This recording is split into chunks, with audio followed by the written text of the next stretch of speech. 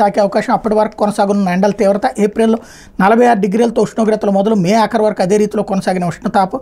నేడు రేపు రాష్ట్రంలోని పలు ప్రాంతాల్లో వర్షాలు అన్నటువంటి వార్తని హైలైట్ చేశారు. లేకపోతే చల్లని రేయే వేడెక్కెనులే అంటూ పట్టణీకరణ ప్రభావంతో పెరుగుతున్న రాత్రి ఉష్ణోగ్రతలు. భారత నగరాల్లో 60% వేడి రాత్రులే. కాంక్రీటు తారు రోడ్లు పగటిపూట వేడిని గ్రహించి నిల్వ చేస్తే అవి రాత్రులు వేడిని విడుదల చేస్తే దేశంలోని వాయువ్య ఈశాన్య దక్షిణ ప్రాంతాలను ఎక్కువ పెరుగుదల.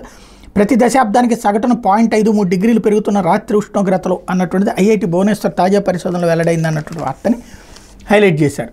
లేకపోతే కొత్త విత్తనాలు వేద్దాం అంటూ పెట్టుబడి ఉత్పత్తి నష్టాలను అధిగమిద్దాం. ఖరీఫ్లో 37 లక్షల ఎకరాల్లో వరి సాగు, 20 లక్షల ఎకరాల్లో 20 నుంచి 30 ఏళ్ల పైబడిన వంగడాలే.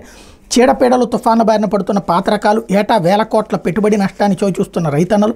దశలవారీగా కొత్త వంగడాలకు మారేలా కార్యాచరణ. నూతన విత్తనాల ప్రత్యేకతలపై ఆర్బీకేల ద్వారా విస్తృత ప్రచారం అన్నటువంటి వార్తని హైలైట్ చేశారు. అయితే చల్లని రేయే వేడెక్కిన అన్నది ఇందాకటి వార్తకి